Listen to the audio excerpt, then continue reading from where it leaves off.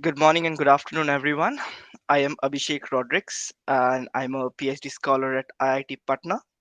I am currently researching on behavioral economics, and that is the idea of women and the concept of gender in terms of economic empowerment in the country. My topic today is women leaders in the ancient India's economy. As you know, that India is one of the oldest economic civilizations. So let us see what the concept of women leaders is within the Indian diaspora. So history often hides its heroines, as you're aware, and we all know that the names of great kings and conquerors. But what about the women who shaped the economy, the politics, and the trade? Today we are going to uncover the unforgotten story of how women in ancient India across the Vedic, Maurya, and Gupta and Sangam period played critical roles in shaping governance, trade, and reforms. This is not just a story of exceptional women, but also the canvas and fabric of our economic history.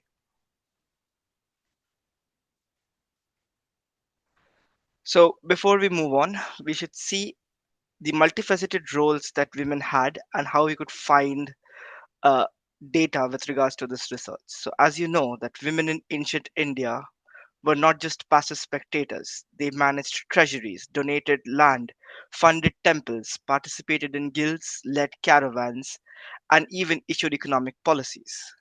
Our evidence basically for this research comes from four areas. First is texts, that is Vedic hymns or Sangam poetry.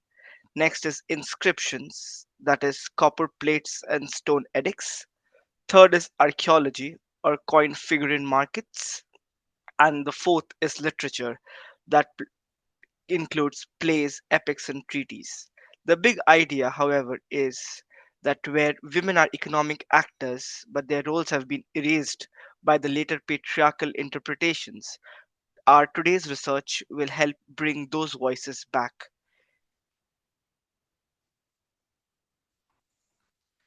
Moving on, um, if we notice the focus areas, we have basically four eras that we are completing. One would be the Vedic period, second would be the Mauryan period, third would be the Gupta period, and fourth will be the Sangam period. The key contributors would be queens, administrators, merchants, and scholars. And also, we would like to see whether women were actually invisible in the economy or were they simply overlooked because later history did not remember their contributions. So, these are certain areas that we will deal with in the next slides. So, shifting sands of status. Here we have a historical context of the four regions, the eras that we are going to talk about. The first is the early Vedic age. So, women had significant rights. They could own property, inherit stridhan, and even compose hymns. Think of women like Lopamudra and Ghosha, whose voices are still preserved in the Rig Veda. So, the early Vedic period, the women used to partake in yagyas equally with men and they were treated as equals. But the situation kind of changed in the later Vedic period, where the Dharmashastras and the Manusmritis narrowed down the roles of women, prescribing dependence on father, husband, and son. Yet, outside these texts, reality was more complex. As we see when with the rise of Buddhism and Jainism or the Renaissance in ancient India, this created new avenues for women and recorded them as donors to monasteries at sites like Sanchi and Bharut, and also donating to gardens, stupas, and caves. So this showed that the lost strata of women during the later Vedic period came back with the renaissance of Buddhism and Jainism. Next, we have the Sangam period, where Tamil poetry plays a very important role to showcase the power of women in the economic diaspora. That is, in bartering of markets, managing yields, and especially speaking boldly of civic matters. So these prospective texts kind of confine women, but the practices have remained active through these economic agents that we are going to see in the new slide. So, moving on, as we discussed in the previous slide, we saw the various ages. Now we have categorized the research into the first part being political leadership and governance. So, if we look at leadership, we have four areas basically philosophical contributions, royal patronage, advisory roles, as well as the understanding of literature and culture. So, in the Vedic period, we can understand the concept of Gargi as one of the royals, as well as Sulabha in the Mahabharata, to understand the dialogue of governance between the king and his wealth. This intellectual influence was at the highest level. Moving on to the Mauryan Empire, we see Queen Kaukavati, wife of Ashoka. Her name is carved into the Ashoka's edicts, and imagining that the emperor honored her donations, her intellect, and her knowledge, and also her contribution in spreading Buddhism. This would also include Ashoka's daughter and son as well. She independently gave wealth for charity, and her contributions were enshrined in stone. In the Gupta period, we have people like Prabhati Gupta, who ruled the Vakataka kingdom and was a regent for around 20 years. So, this would show royal patronage and advisory roles as she had copper plates that bear her name as the authority granting villages. She was not only the queen's consort but also a sovereign ruler, which is quite an achievable feat in ancient India.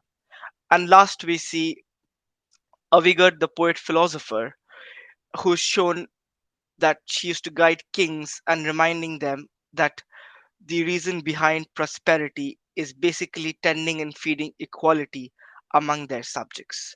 So these are few examples that we've seen in the political leadership and economic governance. Moving on, women in trade and commerce. So this was another very important arena wherein we could see the visibility of women in local markets selling flowers, grains, perfumes, and liquor. Plays like the Mrachatikata portray everyday city life of women vendors and wealthy quotidians managing their own wealth. But some women stayed far beyond the market. A remarkable example of this is the Banavasi. She was a women caravan leader. She just did not trade in the first century CE, but managed to demand equality between the traders during that time, and she commanded caravans across India, leading bold trade and long distance entrepreneurship. There are other examples as well that are found in the Jataka tales that speak about textile production and women, as well as the Silapa Kadiram of the Kangani demanding justice for the king over her lost wealth. So these are kind of examples of stalwarts of women who actually governed their areas in trade and commerce during the ancient Indian rule. Moving on to guilds, lands, and ownership for economic reform. This is a very important area because for any person to be confident, there should be some sort of ownership. So, guilds or shreni were dominated by urban crafts. Women often formed the backbone in weaving, pottery, and perfumery. Some even supervised workshops. The Arthashastra mentions the overseers of textile guilds were led by women. Land was also a key economic asset, and royal women often issued land grants. Parvati Gupta's copper plates record the lands that she had granted to villagers, showing a significant influence on both agriculture and the land acquiring concept at that point of time.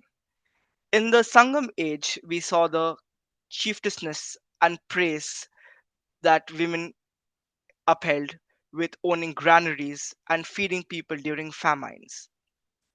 These acts of land grants, famine relief, charity weren't random. These stabilized kingdoms, built loyalty, and functioned like economic reforms. Women were reformers long before the term existed, as we can see. Moving on to the case studies. As we have discussed in the previous slides, we've divided the research into four different eras. I would like to highlight um, four major leaders of four different eras. who actually kind of paved way for leadership in ancient India. The first in the Vedic area, we see Gargi or Vachnakavi, who is an intellectual who debated with kings and sages. In the Mauryan era, a classic example would be Koravki, who is named as Ashoka's wife and has completed her place in Ashoka's edicts and donations, kind of influencing Renaissance within ancient India. In the Gupta period, we see Prabhati Gupta. We've discussed quite a lot about her, her contribution in directly impacting agricultural productions and the revenue system. And at last is the Sangam period of Avyar, who was a revered poet, advisor. She provided counsel to rulers and also spoke about economic justice, which was much ahead of her time. Now, one might ask, where have we found the evidence to all this research? So basically, this evidence has been divided into four categories. One is inscriptions. So we've noticed areas where queens like Naganaka, Koravki, and Pratavigupta were directly named in coins and inscriptions or on royal decrees or temple records. We see Chandragupta one issued coins for Kumara Devi that shows a co-symbol of prosperity. For literature, we see Sangam poetry that describes women traders and advisors. Epics poetry between debating and law for wealth management within the ancient historical realm of India. And finally, we see archaeology that marks the market depictions, donor inscriptions, and terracotta figurines showing women in economic life.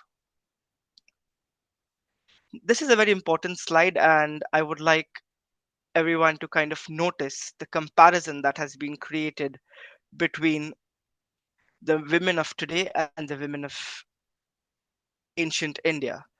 So, how does it compare, and what are the modern parallels that we can draw? As we see in this slide, there are four central themes, out of which the most important are the literary evidence, the archaeological finds, and the parallels that can be drawn. Modern research shows women leaders often invest more on social welfare and inclusive policies. Similar pattern appear elsewhere. We've seen things in Rome where women have owned factories, in China where dowager empresses controlled finances, and in ancient India, obviously, as we've discussed, the patterns that stands out as the moral and welfare angle of women through economic life.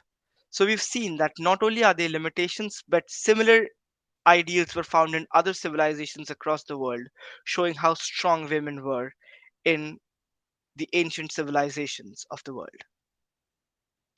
I would like to conclude by a small quote that says, "Women of today are built on the pillars and dreams of the women of the past."